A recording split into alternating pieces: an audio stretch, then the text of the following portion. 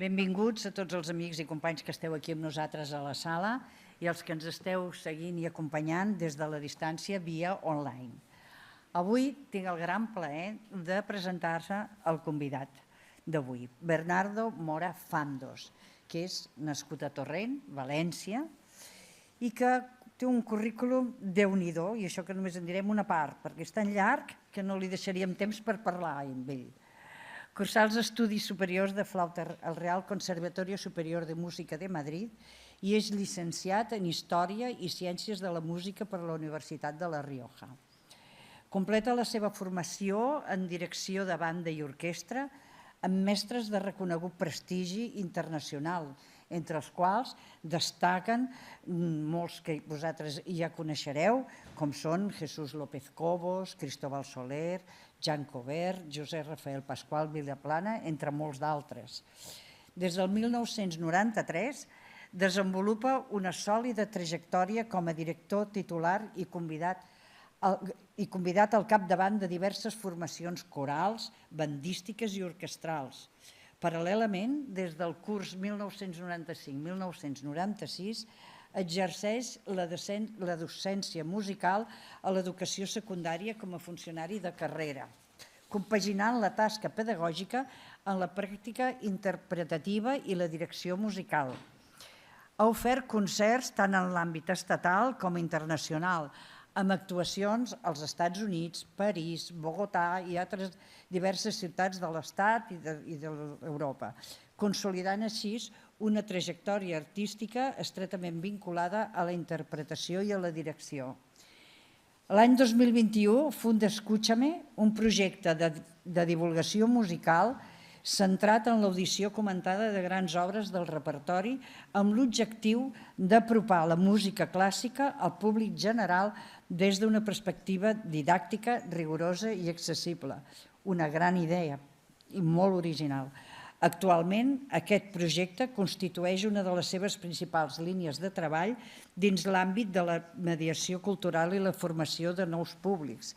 Avui tenim l'immensa sort de tenir-lo aquí, de poder aprendre d'ell, i ens parlarà sobre la passió de Segons Sant Mateu de Johann Sebastian Bach, el gran mestre. Moltes gràcies, endavant.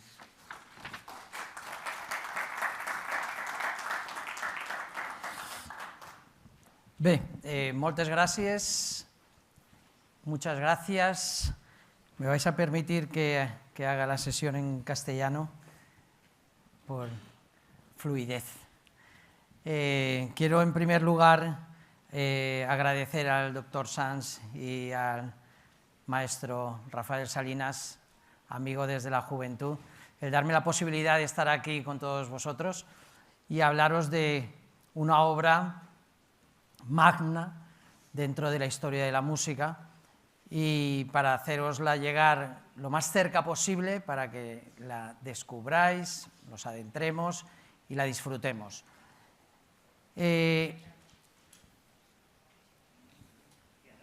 Simplemente comentaros que este proyecto que veis que se llama Escúchame es un proyecto que puse en marcha pues, con el famoso confinamiento en la pandemia.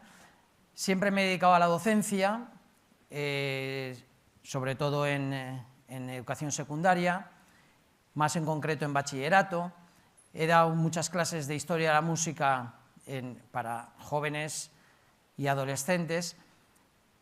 Y, bueno, por mi vocación docente tuve la necesidad de querer sacar de las aulas cierto material que yo impartía y que posiblemente a gente de fuera de las aulas le pudiera interesar esa manera de acercar la música, pues vamos a decir, al melómano, desde un punto de vista nada técnico, sino todo lo contrario, muy divulgativo, muy coloquial, de manera que la gente, digamos, escuche la música porque se la cuentan. Entonces, a mí es una frase que me gusta utilizar, que es que a mí me gusta contar la música. Y cuento la música, cuento el contexto social, cuento el contexto cultural, de manera que cuanto más conocimiento tienes, mayor es el disfrute de la audición musical. Bueno, pues De eso se trata Escúchame, de eso se trata este proyecto.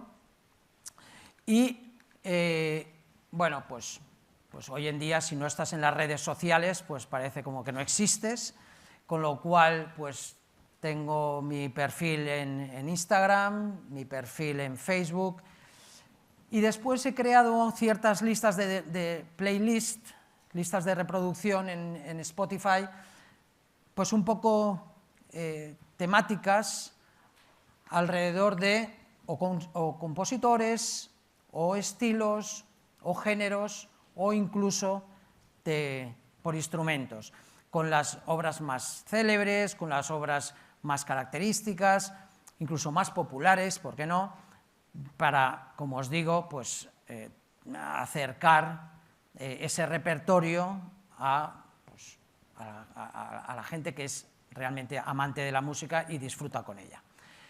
Bueno, esto es un canal que tengo también en WhatsApp. Sabéis que aparte de los chats, pues hay una pestaña ahí abajo que pone novedades, y en novedades hay bueno, pues aquellos canales a los que te suscribes. Bueno, digo suscribir, parece que hay que pagar, no hay que pagar nada, pero bueno, pues ahí voy publicando, pues cada ciertos días, pues novedades, anécdotas, cualquier cosa de actualidad alrededor de la música clásica.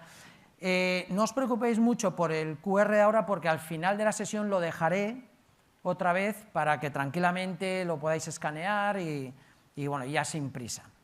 Bueno, pues es el momento de hablaros de lo que realmente he venido, que es hablar de esa obra magna, ese monumento dentro de la historia de la música, que es la Pasión según San Mateo. Pero, como también me gusta un poco contextualizar la obra y saber un poco en qué aguas nos vamos a mover, pues quisiera comentaros alguna cosita, no mucho porque hay mucho de lo que hablar y mucho que escuchar, pero sí un poco contextualizar a Johann Sebastian Bach. Todo el mundo, la mayoría, lo conocen un poco como el padre de la música clásica, algunos el abuelo, pero lo que está claro es que hay un antes y un después de la música de Johann Sebastian Bach. Es el padre porque a partir de él bebieron de sus obras, os iba a decir los grandes, no, todos. La historia de la música se ha ido gestando de una manera magistral a raíz de la música de Johann Sebastian Bach, a pesar que una vez falleció, cayó en el olvido. Entonces, ¿por qué? Porque llegó el clasicismo y pensaron que la música barroca era una cosa antigua. Entonces, eso ya está pasado de moda, un poco pues, como pasa con todas las modas, ¿no? Cuando salimos de algo, pues como que nos olvidamos porque esto nuevo nos gusta más. Pero ¿qué pasó? Que cuando pasa el clasicismo y llegamos al romanticismo, pues llega un compositor que se llamaba Felix Mendelssohn, que medio por casualidad y medio por interés descubre, pues con unas partituras que utiliza para levantar su banqueta cuando va a tocar el órgano, porque se quedaba muy bajito, y entonces cogió ahí un montón de partituras en la catedral en la que estaba, se las puso en la banqueta, y cuando acabó, pues le echó un vistazo y dijo, esto tiene buena pinta. Y aquello sobre lo que se había sentado eran las partituras de la Pasión según San Mateo de Johann Sebastian Bach. Y a partir de allí dijo, esto es bueno, pues creo que es el momento de redescubrir a aquel compositor del barroco. Entonces, a partir de entonces, se empezó a poner de moda lo que se había quedado en el olvido en el clasicismo, es decir, el barroco, la música del barroco. En casi todos los conciertos se programaba música barroca, casi todo se programaba música de Johann Sebastian Bach. Entonces hay que atribuirle a Mendelssohn en el siglo XIX, alrededor de 1829, el momento en el que pues, Johann Sebastian Bach pues, es desempolvado y puesto otra vez en la primera línea de las interpretaciones musicales.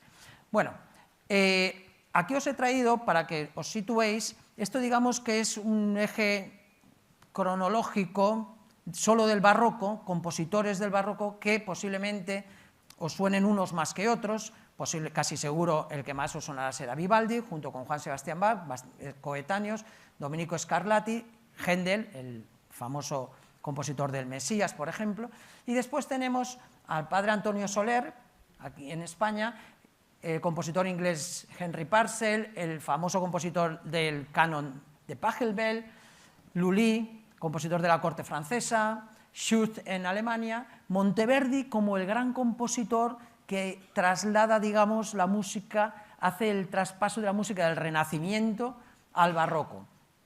Bueno, Arcangelo Corelli, etcétera, etcétera. Bueno, pues estos, digamos, que son los que trabajan la música del barroco junto a Juan Sebastián Bach.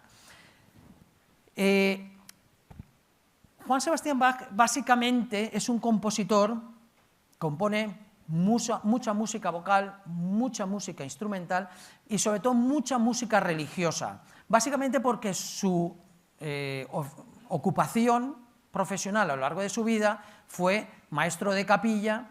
Cuando digo capilla no nos imaginemos una iglesia pequeña, sino la capilla musical de las grandes catedrales. Pues maestro de capilla de grandes catedrales, grandes iglesias, era un grandísimo organista y gran cantidad de su producción es música religiosa. Bueno, pues conociendo ya un poquito y en qué época y las funciones de Juan Sebastián Bach, vamos a entrar un poco ya en materia y para empezar, situarnos y, bueno, ya ir conociendo el tema que nos ocupa hoy, me gustaría que vierais este vídeo.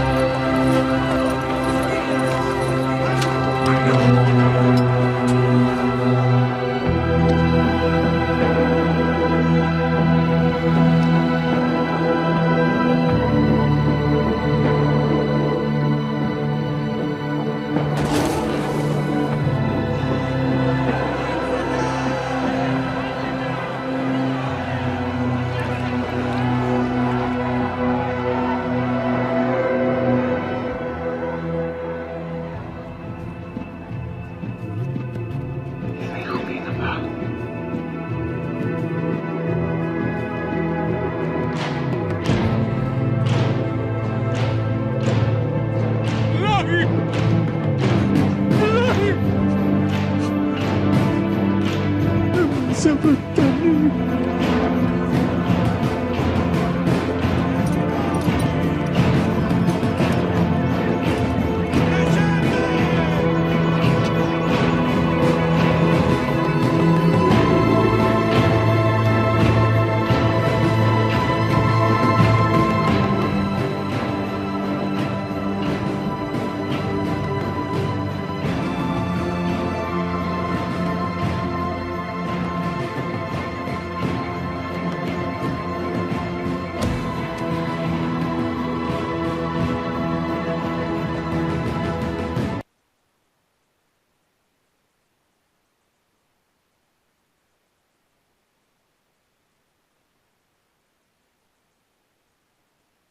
Gibson. Bueno, pues este es el tráiler y la verdad es que me parecía pues, muy adecuado, ¿no? Pues un poco para entrar en materia. Juan Sebastián Bach compone la Pasión y no es exactamente, por una parte no es novedad y por la otra es totalmente novedoso, porque ya desde el siglo V, en los oficios de Semana Santa, se viene, vamos a decir, dramatizando, más bien leyendo la Pasión, pero de una manera bastante recitada, leída con algún personaje. Esto va evolucionando y entonces piensan que acompañándolo con algo de música, con lo cual empieza a acompañarle un órgano, sigue evolucionando y entonces piensan que para darle un poquito más de profundidad, más armonías, diferentes timbres, pues entonces van incorporando instrumentos y ya llega Juan Sebastián Bach en el barroco y entonces lo que hace es instrumentarlo para realmente orquesta, coros, solistas. Y pensemos también que en el barroco pasan dos cosas a nivel musical de gran trascendencia, pasan más, pero hay dos que tienen gran trascendencia.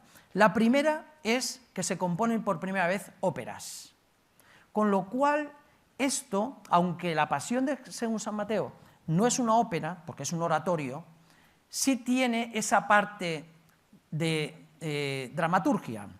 Entonces, la diferencia que hay entre una ópera y un oratorio es que la ópera tiene un escenario, tiene un vestuario, tiene una decoración.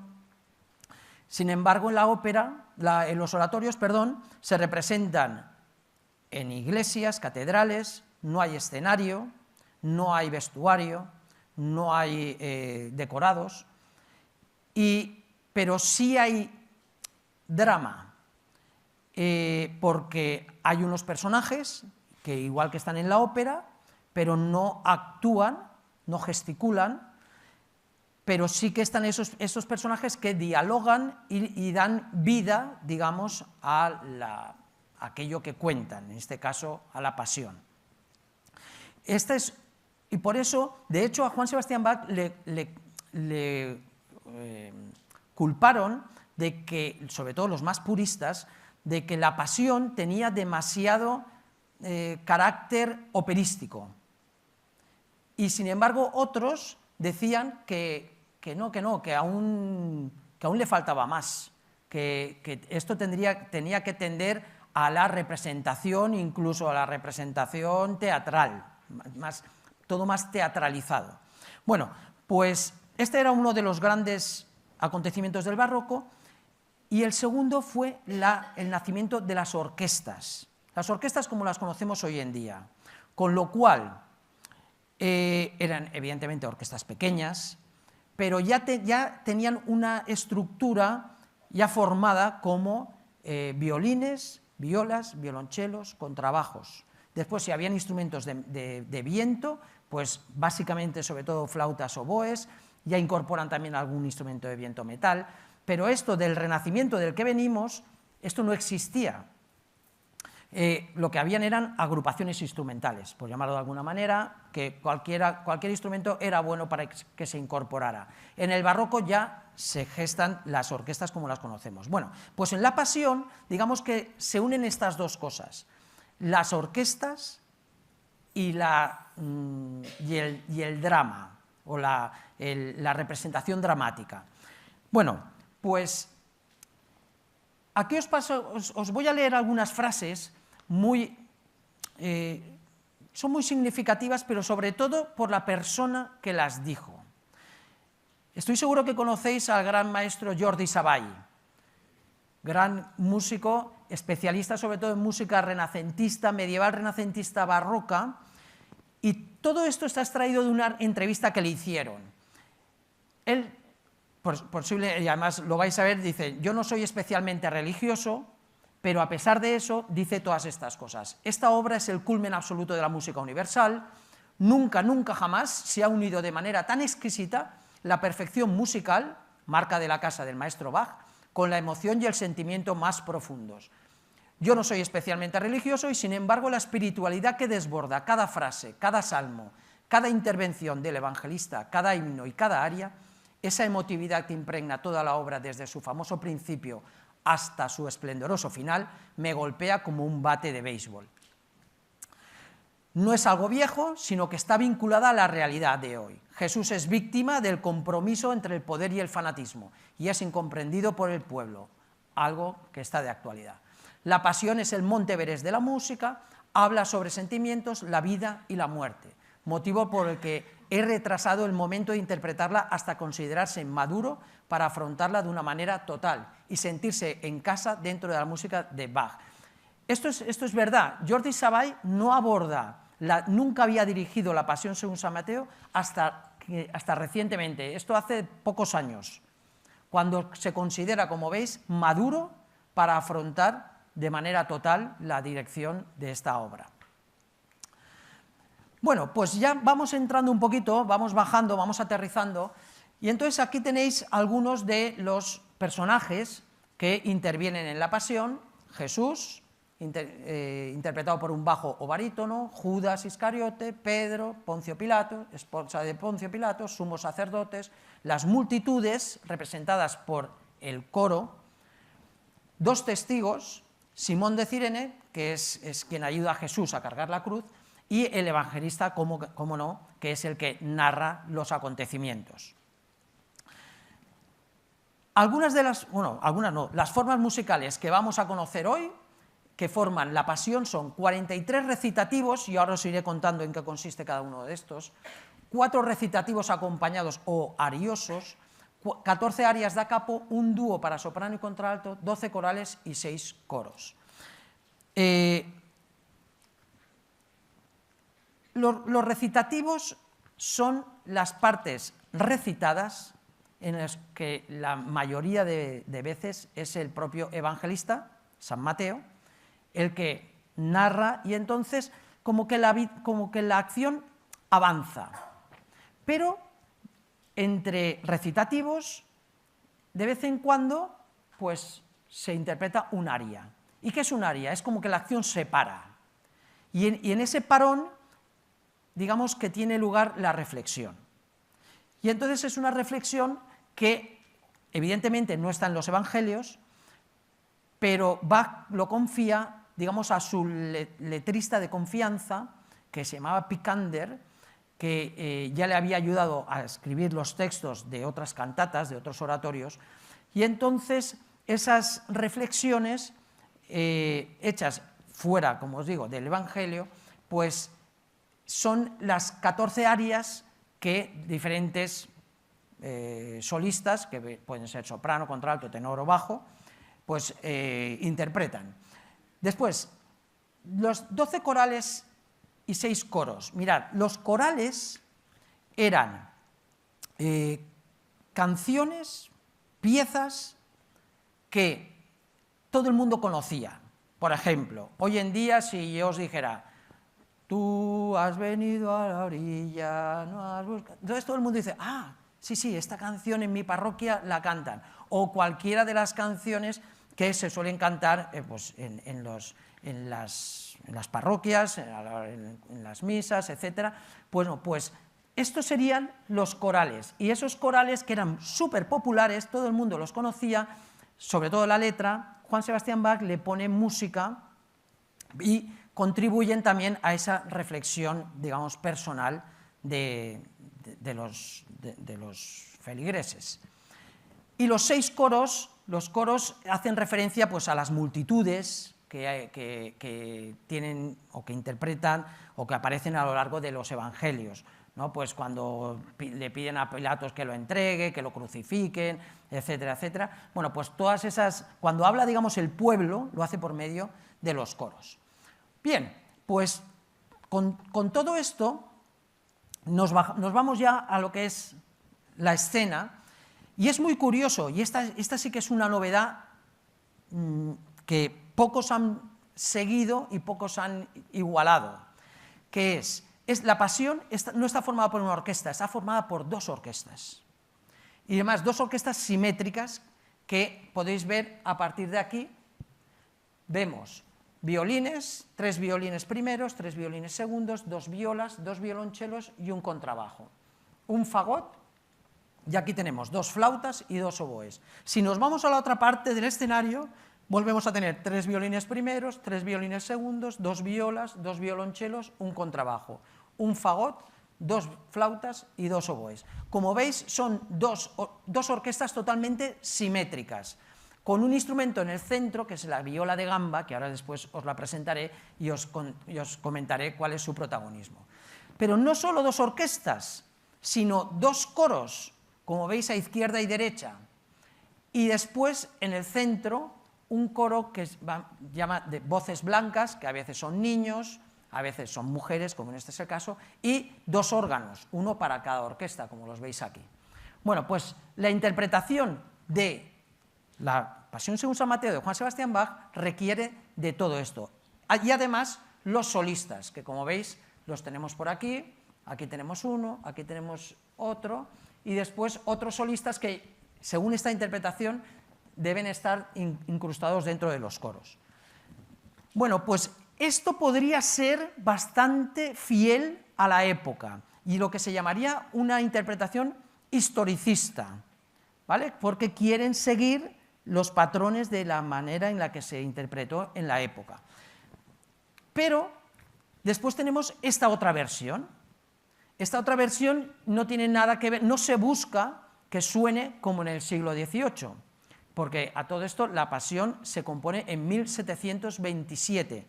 Lo que os he comentado de Mendelssohn la descubre en 1929, poco más de 100 años después.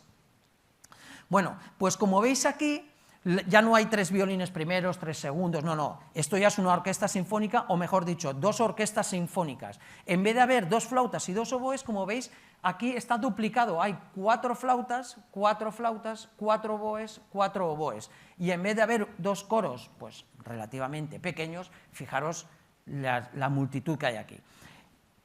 ¿Y qué es mejor? Yo creo que no hay que entrar en el debate qué es mejor interpretación. Pues si te gusta escucharlo como se interpretó en el momento, pues buscarás una interpretación más historicista, y si no, vamos a llamar, pues esta interpretación, por ejemplo, es más romántica de la época de las grandes óperas del siglo XIX, del gran siglo de la ópera. Pues claro, todo suena como mucho más ancho, mucho más amplio, y además los directores que dirigen con estas versiones pues también buscan esa expresividad que quizá le falte a la música del barroco, pero bueno, son versiones al fin y al cabo, y todas son pues válidas y aprobadas. Pues mira, aquí he trazado una línea para que veáis exactamente dónde está la línea simétrica que separa a las 2 orquestas y dónde está y separa al coro. Y además, yo os he dicho, pero es que en 2 de los números hay coro de niños o coro de voces blancas. Pues, a ver, pues ahora lo veréis después en una siguiente. Está allí arriba, bueno, la cruz la sube, entonces aparecen allí en el centro, vamos a ver, no 8 o 10 niños, sino un coro grande de niños. En el primer número que os voy a pasar lo vais a ver claramente. Bien, la Pasión de Juan Sebastián Bach se la encargan para el Viernes Santo, evidentemente para la pasión y muerte y entierro de Cristo. Hay 2 partes, entonces lo que se hace es se interpretaba la primera parte, después venía un largo sermón del sacerdote y después se interpretaba la segunda parte. Y todas ellas están estructuradas en números. En la primera tiene 35 números y la segunda parte del 36 hasta el 78. Y cada número es lo que os he comentado, o es un recitativo, o es un aria, o es un coro, o es un coral, o es un arioso, etc. Primera parte. He destacado pues 3 de los escenarios que tienen lugar. Jesús es ungido en Betania con una mujer que le deja caer un perfume muy valioso. Después viene la escena de la última cena y después la escena del Monte de los Olivos. Y en la segunda parte son los falsos testimonios para acusar a Jesús de pues, un falso Mesías.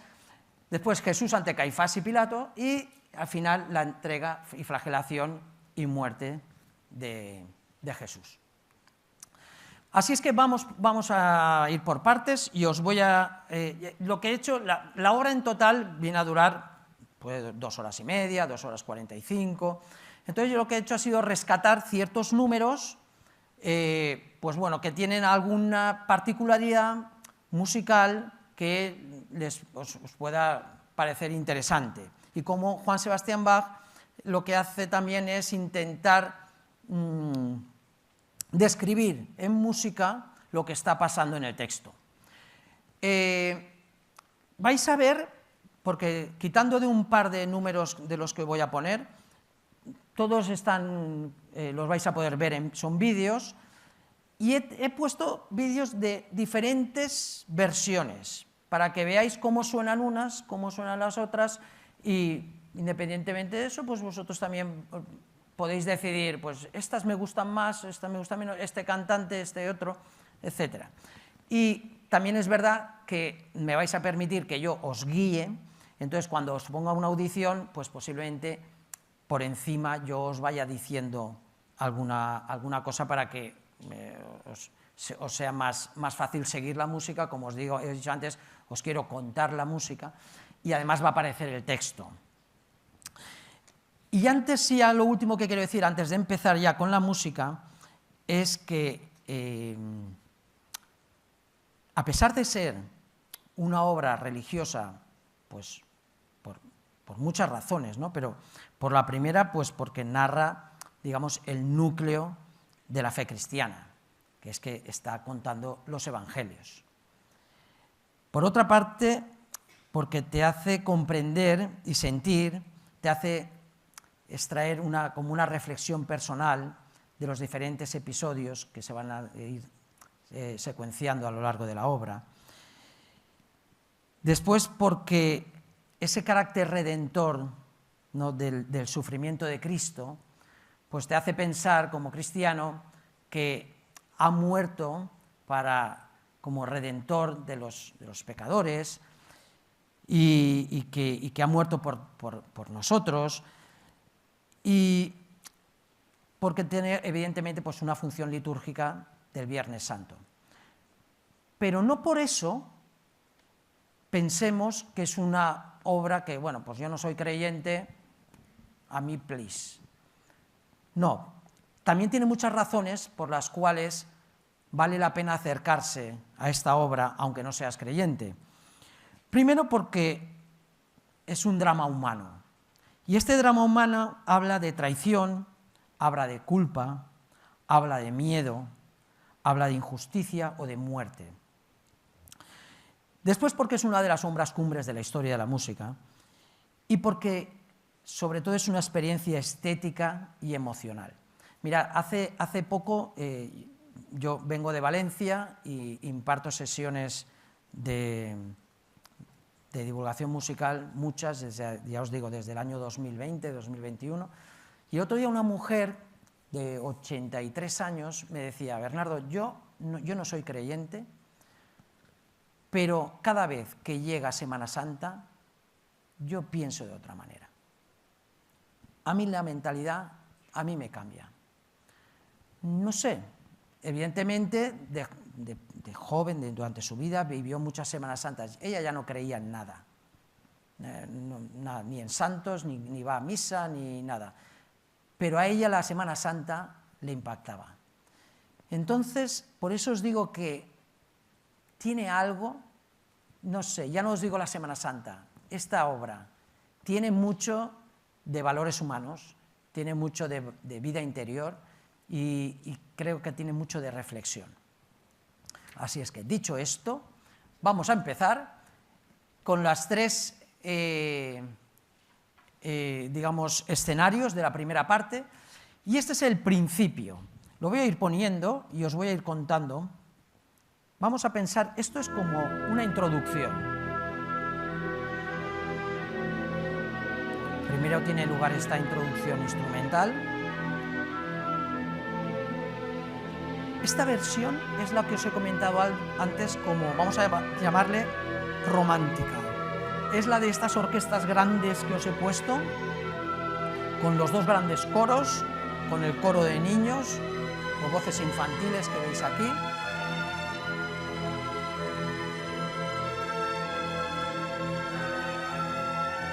Si habéis escuchado alguna vez, alguna versión o varias, os daríais cuenta que esta es una versión lenta. ¿Por qué? Evidentemente es criterio del director, pero creo que le quiere dar ese romanticismo, esa expresión, ese sentimentalismo a lo que está sonando. Hay otras versiones que la música fluye y avanza, pero esta está como muy asentada.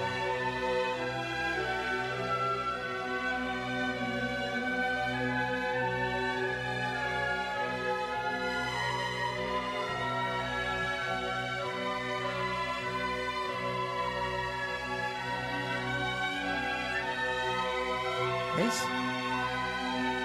El coro de voces blancas que os he comentado antes.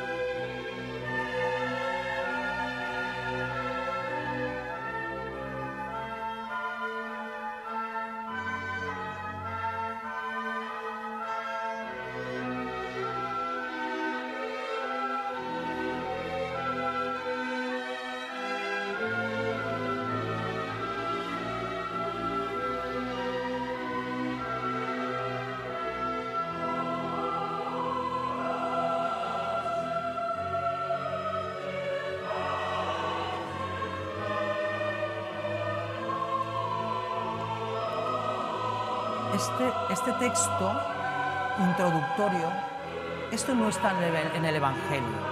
Es un texto que incluye el letrista de lo que os he comentado a modo de introducción.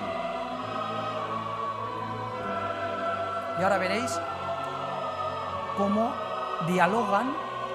Un coro dice, ved, y el otro dice, ¿a quién? Y responde, al amado. Vedle, ¿cómo? Como un cordero, y dialogan. Si esto lo escucháramos con auriculares, nos iría sonando según qué coro por una parte del oído u otra.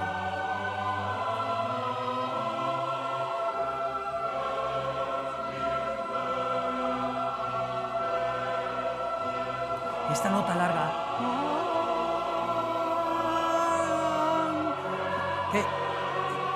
esa caída de la carga de la cruz, el coro de infantil aún no ha empezado a cantar. ¿Ves? Este es como un cordero. Y otros dicen, mirad, ¿qué? Ved su paciencia.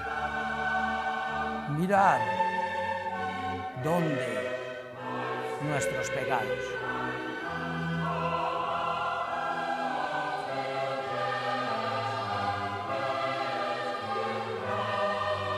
Están cantando ese coral.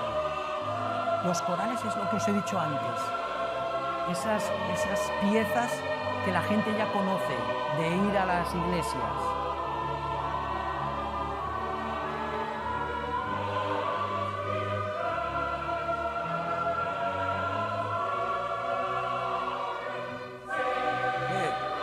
¿A quién? Sin embargo, los niños cantan otra cosa. Por eso es maestro Juan Sebastián Bach.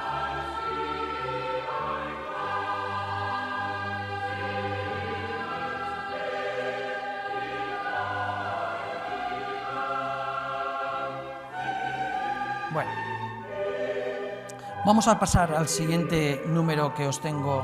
Como os he dicho, algunos números los voy a tener que ir cortando, porque si no me da tiempo porque evidentemente tendríamos que estar aquí 4 horas entre lo que yo explico y lo que escuchamos, pero bueno, sirva esto como una sesión introductoria hacia la Pasión según San Mateo para que tranquilamente vosotros en casa os la escuchéis sin prisas. Así es que vamos al siguiente número y aquí ya entramos en la historia. Todo lo que ha pasado hasta ahora ha sido introductorio. Entonces empieza a hablar el evangelista y parece como que ya nos mete en una conversación que ya está en marcha, porque dice, cuando Jesús acabó estas palabras, que no sabemos qué palabras son aquí en esta pasión, dijo a sus discípulos, y entonces Jesús, bien sabéis que de aquí a 2 días se celebrará la Pascua y que entonces el Hijo del Hombre será entregado para ser crucificado. Y entonces sonará un coral, que es esta pieza que la gente conoce. Digamos que aquí es un momento en el que Jesús ya está predisponiendo a lo que va a pasar. Este recitativo, que vais a ver, la acción avanza, evangelista, Jesús.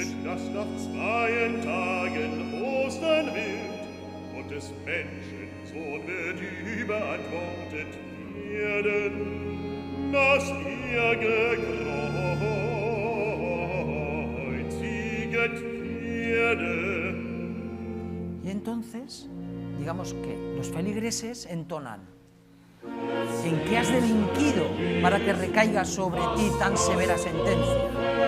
¿Cuál es tu pecado?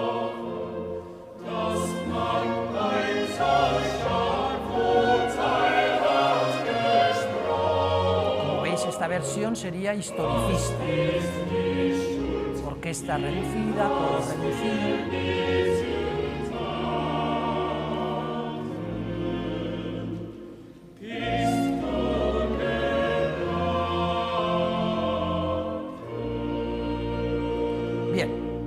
Pues digamos que la acción plantea aquí como 2 escenarios. El primero, Jesús ya está anticipando qué es lo que vendrá, pero por otra parte, que es lo que vamos a escuchar ahora, los fariseos ya van conspirando para arrestar y matar a Jesús, que será en esto que va a entonar ahora el evangelista. Os lo voy a ir poniendo ya.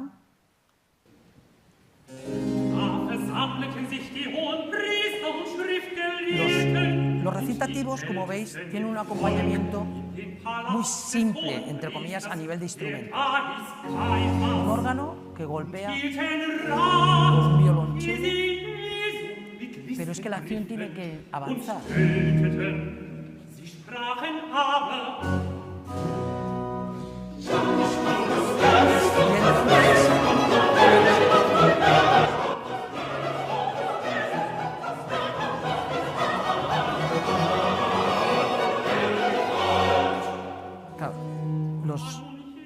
Los sacerdotes, los fariseos, dicen que no sea en día de fiesta para no provocar tumulto en el pueblo. Y entonces él sigue y ahora volverán otra vez el coro a interpretar.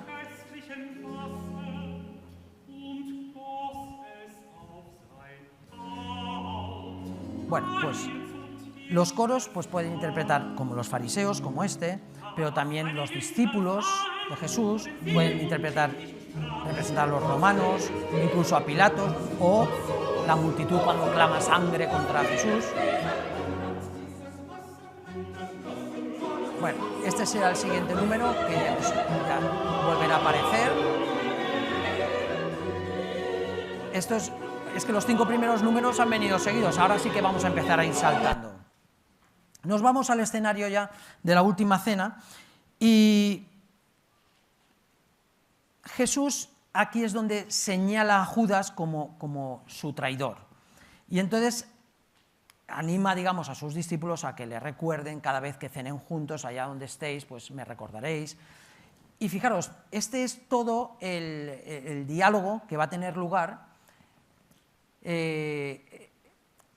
Jesús, el que introduce conmigo su mano en el plato, ese es el traidor, en cuanto al Hijo del Hombre sigue su camino tal y como él está escrito, etc. Y entonces Judas dirá, soy yo, maestro, y él le dijo, tú lo has dicho y tal. Y aquí enseguida viene, digamos, la instauración de la Eucaristía.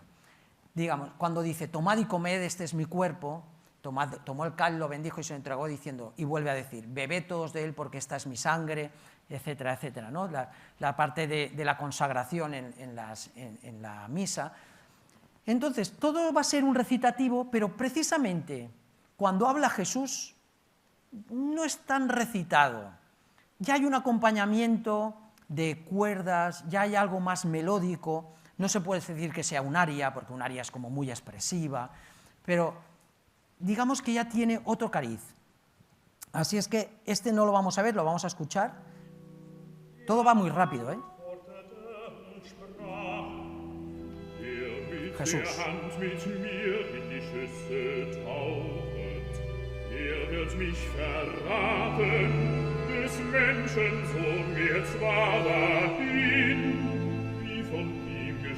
Fijaros cómo se carga de energía. Más me valdría.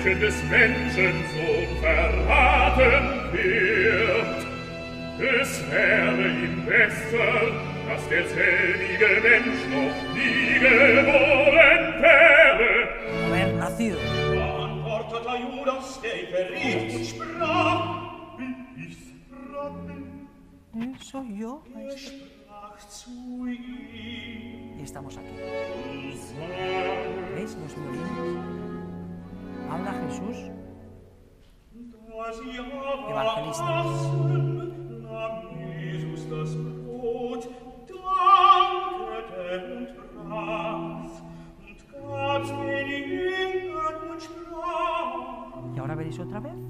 nehmet, esset, das ist mein Leib. Habla el evangelista y todo se vuelve más sobrio. Und nahm den Kelch und dankete, gab ihnen den und sprach, Vuelve a hablar Jesús.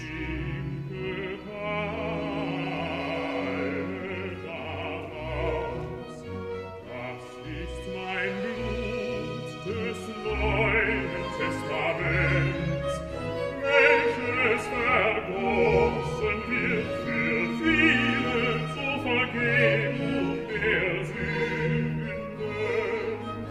Ich sage euch, ich werde von nun an nicht mehr von diesem Gefäß des Weinstoßes trinken, bis an den Tag, da ich neu trinken werde mit euch in meines Vaters Reich.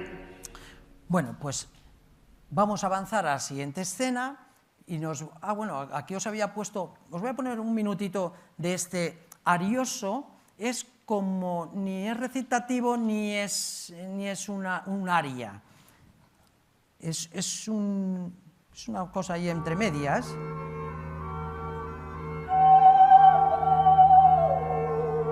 Esta es por la razón por la que algunos más puristas le acusaban de que esto era como muy operístico.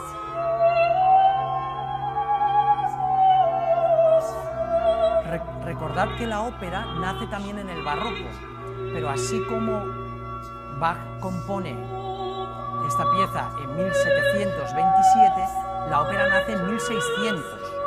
Es decir, ya llevaban 127 años de compositores trabajando óperas. Bach nunca compuso ninguna. Pero la ópera ya estaba evolucionada. Y entonces cuando hacía cosas que se parecían, pues le acusaban de esto.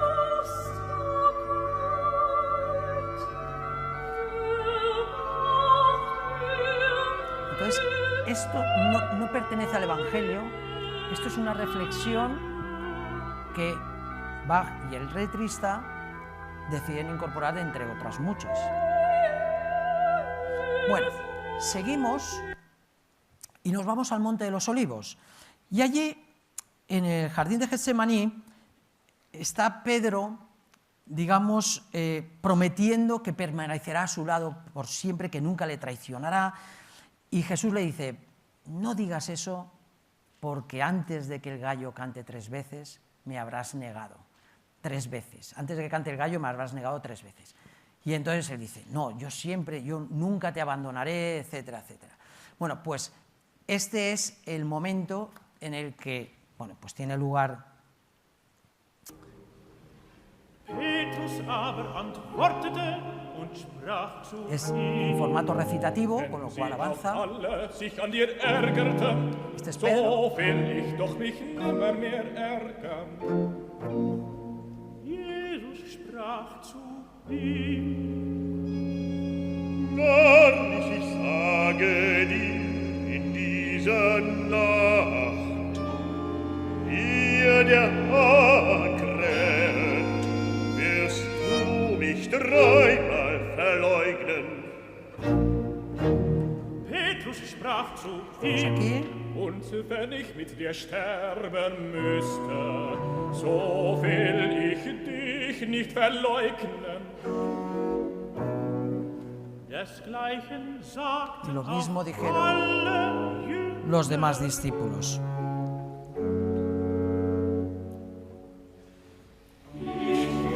Vale, voy a pasar al siguiente, porque lo que viene ahora es este canto en el cual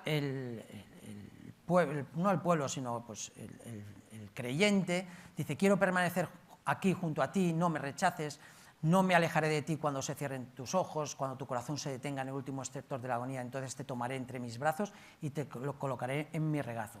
Y hay otro, que ya no lo he traído porque ya suponía ya alargarlo mucho, en el cual es una reflexión en la cual se basa diciendo como que ¿qué hubiéramos hecho nosotros en el caso de Pedro? Porque desde la barrera los toros todos somos muy valientes, pero llegado ese momento, pues quizá a lo mejor todos hubiéramos pues negado también como negó Pedro. Y voy a hacer un paréntesis, os voy a contar una anécdota. Mi suegra, que en paz descanse, siempre dijo que si hoy en día volvieran a hacer Jesús, lo volveríamos a matar, porque pasaría lo mismo y todo, hoy en día todo sería y tal, pero pasaría lo mismo, digan lo que digan. Cierro paréntesis. Entonces, aquí viene este coral,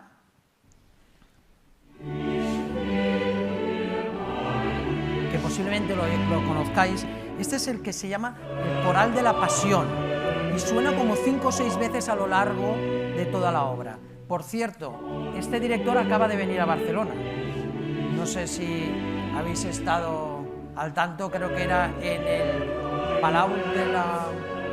en el auditorio, no, sería en el Palau de la Música. Philip Herreweghe. Muy bueno, es de lo mejor que hay en la interpretación de música barroca, y además con este grupo orquestal y coral de Gante que fundó él mismo.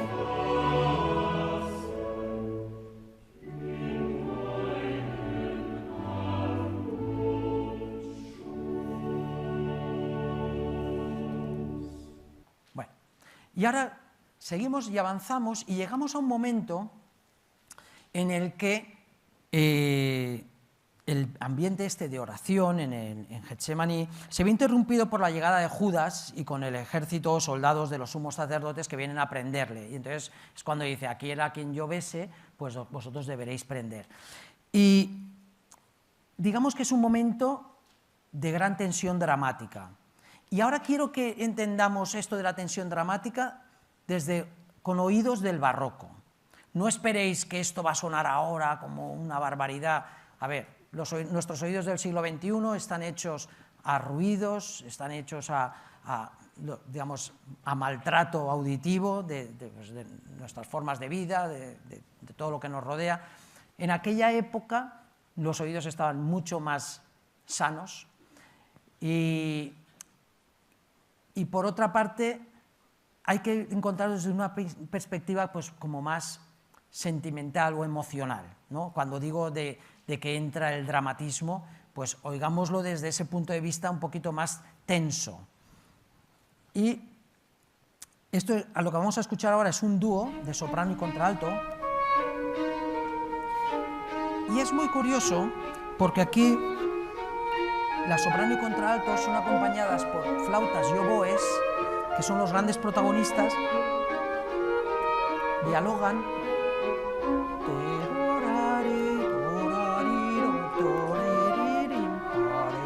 Pero hay una característica que que hay que tener en cuenta. No suenan los graves. Y Bach lo que busca es la inestabilidad. Han prendido a Jesús, se lo han llevado, la humanidad está como huérfana. Y entonces en la música, como en los cimientos de un edificio, los graves son los que mantienen aquello. Sin embargo, aquí los contrabajos no están sonando, el órgano no está sonando. Es todo como muy superficial.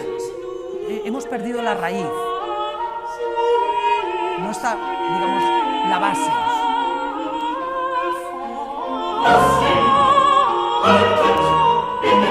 Esto que están diciendo ahora es esto: dejadle, soltadle, no le atéis. Y mientras siguen cantando. Ahora tendrán otra vez la intervención: dejadle, soltadle.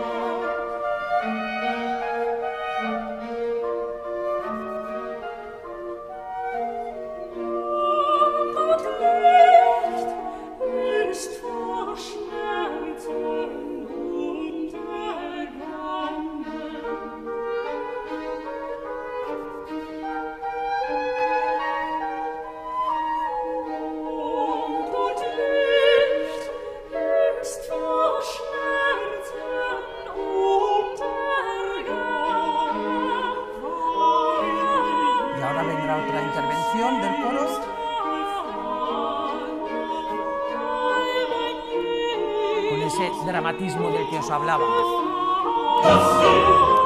Soltadle, no le atéis.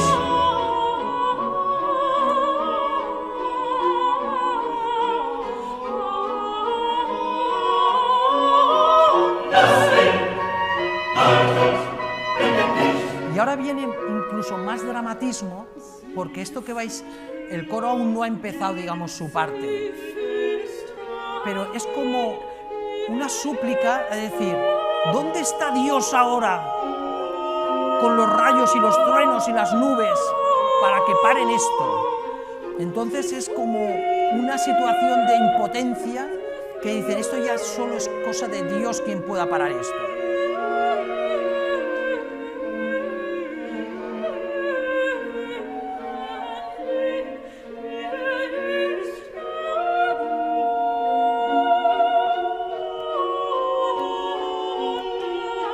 Y sin embargo los solistas hablan de ese dolor, de esa pena de haber arrebatado a Jesús.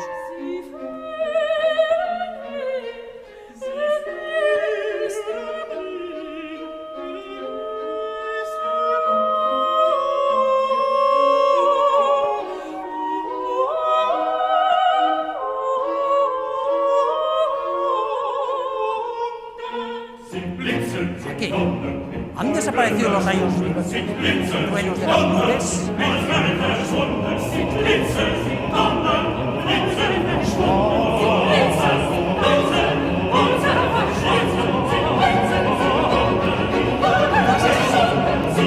Todas estas entradas diciendo lo mismo.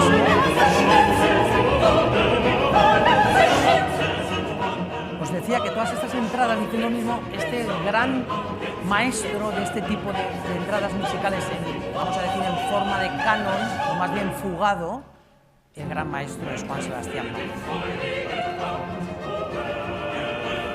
Bueno, y solo me queda un número de la primera parte, que es este que viene ahora, este coral, y en este la situación es la siguiente: Jesús ha sido arrestado y llevado ante el sumo sacerdote y sus discípulos han huido. Digamos que la congregación, nosotros, pues reflexionamos sobre cuál es nuestra responsabilidad como humanidad de que esto haya sucedido y que cuál es la, digamos, la culpabilidad de la humanidad. Y entonces viene esta reflexión: hombre, llora tu gran pecado por el cual Cristo dejó el seno de su Padre y descendió a este mundo. Bueno, no os lo voy a leer, os lo dejo que vosotros tranquilamente lo vayáis leyendo, y porque con este número se cerrará la primera parte.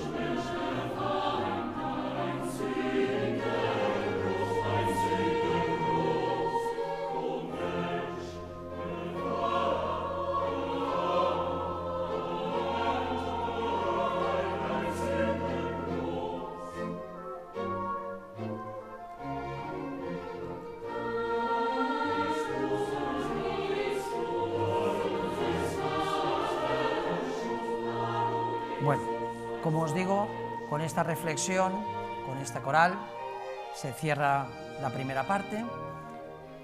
Y antes de empezar la segunda, por hacer también un paréntesis dentro de lo que es la Pasión, me venía a la cabeza estos días preparando esta sesión, yo recuerdo perfectamente cuando descubrí a Juan Sebastián Bach, pero creo que es muy generalizado entre los músicos tener en la cabeza en qué momento lo descubres, en qué momento lo aprecias. Sí, lo descubres porque lo conoces, porque has tocado obras de él, pero hay un momento en el que en tu cabeza Juan Sebastián Bach hace clic. Y entonces dices, uff, esto es grande, esto es maravilloso. Y os he traído pues lo que hice cuando lo descubrí, que fue comprarme mis primeros CDs. Y lo primero que me compré fue La Pasión según San Mateo, porque me pareció maravillosa, me pareció la obra culmen de historia de la música y de Juan Sebastián Bach, y la verdad es que lo guardo con mucho cariño, y a pesar de que hoy en día ya no se escuchan CDs, porque hay muchas otras plataformas y formas de escuchar música, lo guardo con cariño porque es la manera en la que yo lo descubrí, lo conocí y aprecié la música de Juan Sebastián Bach. Tengo un hermano mayor que no es músico profesional, pero es un artista. Es escritor, es poeta, es profesor en la Complutense de Madrid, pero tiene en su interior un gran músico. Y también en un libro que ha escrito recientemente sobre reflexiones de estética, pues habla también de cómo descubrió él a Juan Sebastián Bach en su adolescencia. Y ya os digo, no porque estaba estudiando música, sino porque en su momento también se le pasó por delante. En mi casa siempre ha habido mucha música, mis padres han comprado discos, mi madre era profesora de conservatorio, profesora de piano, con lo cual en casa siempre se ha escuchado música clásica, y ya os digo, teníamos una colección de Salvat, que eran discos de vinilo aquellos grandes, y muy buenas versiones, y era lo que escuchábamos hasta que llegó el CD. Y entonces también mi hermano, os lo digo porque cuenta también de una manera pues fantástica cómo descubrió a Juan Sebastián Bach, y no sé si vosotros os lo habéis descubierto, o quizá estáis aquí para descubrirlo, porque nunca es tarde, o porque sabéis de lo que va y entonces habéis dicho, hombre, pues siempre escuchar algo de Juan Sebastián Bach siempre vale la pena. Pues me encanta que hayáis venido y que sea o para descubrirlo o para reafirmarlo. Y nada, y anecdóticamente os quería contar, porque Juan Sebastián Bach era muy amigo de los simbolismos, de los acertijos, de las bromas, y de hecho en La Pasión os voy a contar un par de ellas, que en el número 50, cuando se produce el diálogo entre los sacerdotes para ver qué hacer con las 30 monedas, sabéis que Judas, digamos que le dan 30 monedas de plata, pero él después se arrepiente, se las lanza, como las devuelve, dice, devolvedme a mi Jesús, y ahí os devuelvo yo el dinero y tal. Bueno, pues las monedas que van por el suelo, que hemos visto también en el tráiler del principio, pues Juan Sebastián Bach lo que hace es representar ese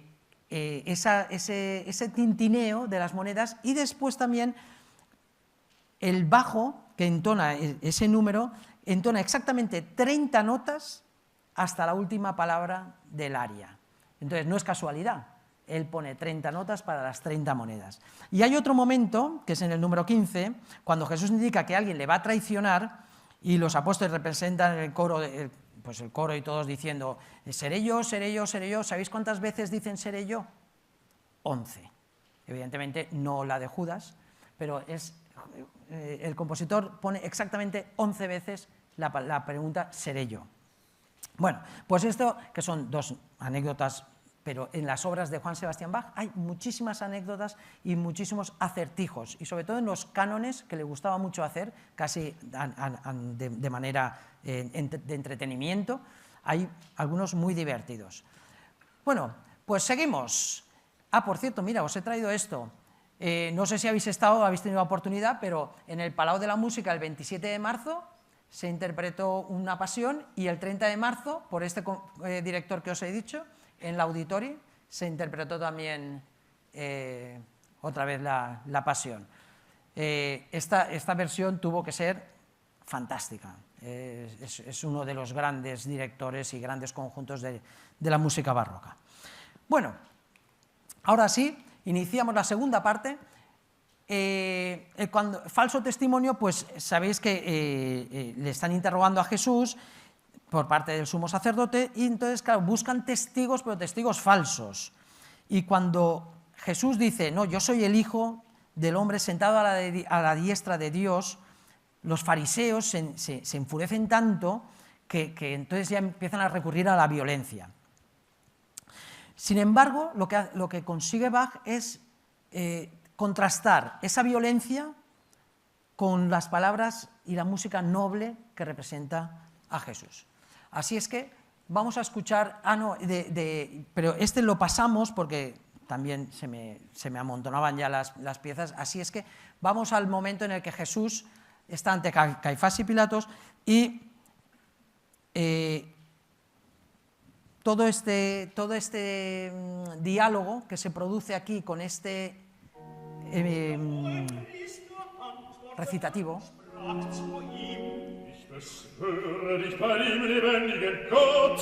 ¿Veis? Aquí es donde vamos a ver ese contraste. Dice, sí, dinos si tú eres Cristo, el Hijo de Dios. Y ahora habla Jesús.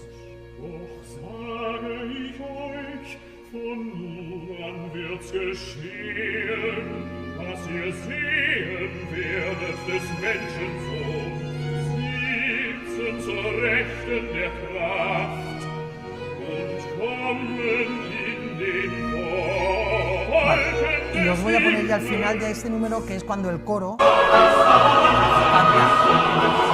Es correo de muerte, condena a la muerte.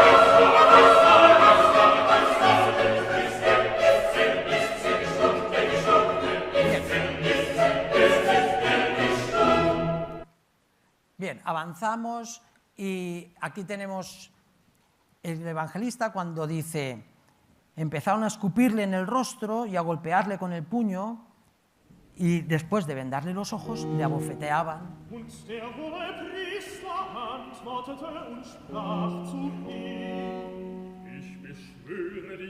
lo voy a avanzar, porque así ya vamos. Este es el coral. ¿Veis cómo todos los corales tienen un poco esta estética musical? ¿No? Es como algo reflexivo, es religioso en cuanto al carácter.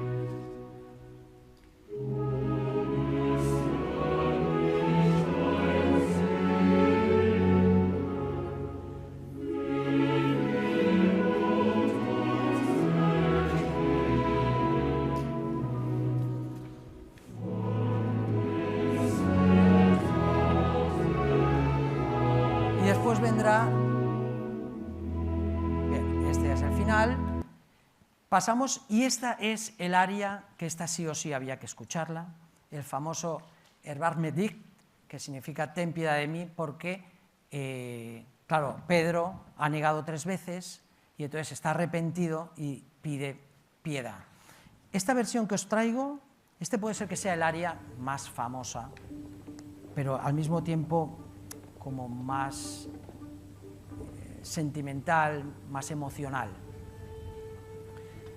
Esto fue un concierto que interpretó, porque es que este aria es solo, digamos, protagonista, la soprano, la contralto, perdón, y un violín.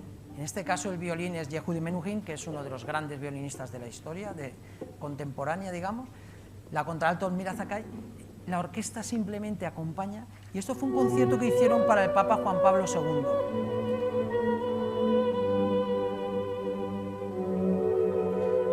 La orquesta, pichicatos, no molesta.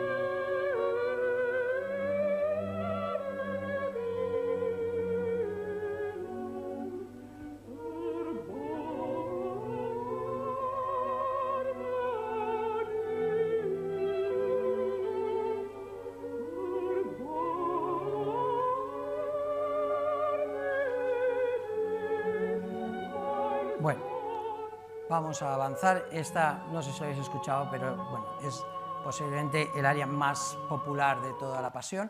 Y vamos a ir directamente para que no se nos haga ya más tarde. Este es el momento en el que Jesús clama, Elí, Elí, lama sabactani, que es Dios mío, ¿por qué me has abandonado? Está a punto de morir en la cruz. Narra el evangelista en este recitativo.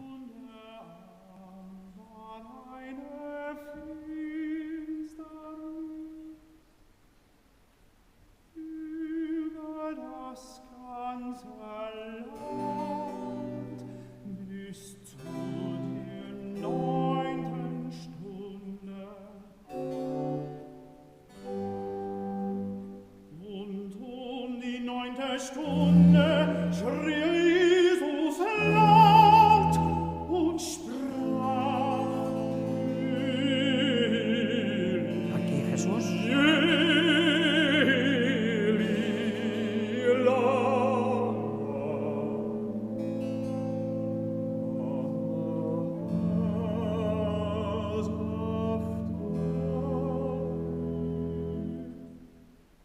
Bueno, y ahora seguiría todo el recitativo, etc.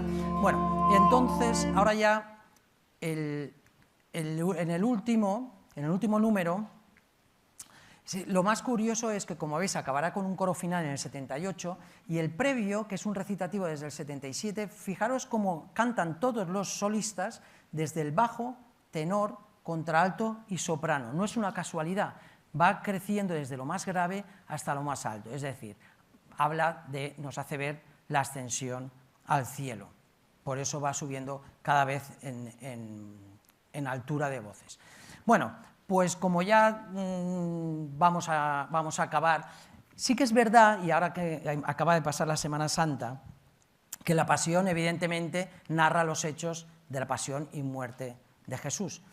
Pero no quería irme sin poner, aunque sea un poquito de una pieza, hombre, que hable de la resurrección. Con lo cual ya me salgo de lo que es la Pasión, pero que he rescatado de un oratorio de Juan Sebastián Bach que se llama el Oratorio de Pascua, este coro que se llama Alabanza y gracias a Dios por la resurrección. Hombre, un poco porque no acabemos con la pena de la muerte, sino vamos a acabar un poco con la alegría de la resurrección. Con lo cual, este es otro oratorio que también os recomiendo.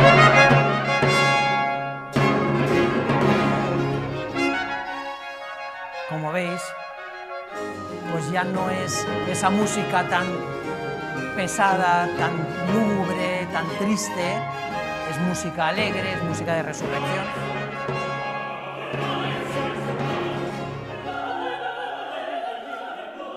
Esta interpretación que veis así un poco circular tuvo lugar en un momento de pandemia, pero me viene a colación contaros que cuando Juan Sebastián Bach compone esta obra en dos coros, dos orquestas, eso no era del todo nuevo, porque ya en el Renacimiento ya hubo compositores que colocaban una policoralidad, que se llama, que eran coros en diferentes naves de la iglesia para darle ese efecto, lo que hoy diríamos estereofonía, en estéreo. Pues Bach lo que hace es, cuando compone la Pasión, pues dice, bueno, también posiblemente no estaban juntos los coros, que también los tendría dispersos por las estancias de la iglesia, de la catedral. Y bueno, pues nada, ya con esta música de la resurrección, simplemente porque estamos ya en tiempo, ¿verdad? Así es que, bueno, pues muchas gracias una vez más, doctor Sanz, muchas gracias por don Rafael, muchas gracias por la invitación y bueno, espero que os haya acercado un poquito más la obra de esta obra magna de la historia de la música, y que os vayáis con ganas, oye, de ponérosla un poquito en casa y escuchar con la tranquilidad y el silencio y no con mis palabras de fondo. Y nada, y aquí encantado de estar aquí y de volver pues cuando queráis, a vuestra disposición. Muchas gracias.